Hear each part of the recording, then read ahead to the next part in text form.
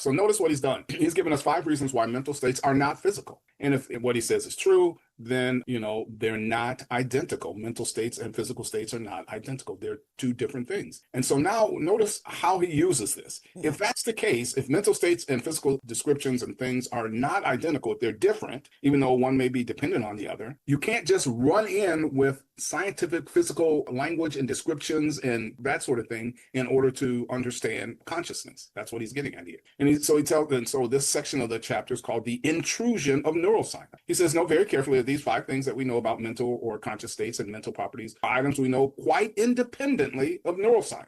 People have known these things for a long time, and they are known not by empirical tests. We don't have to test to see if we have a headache.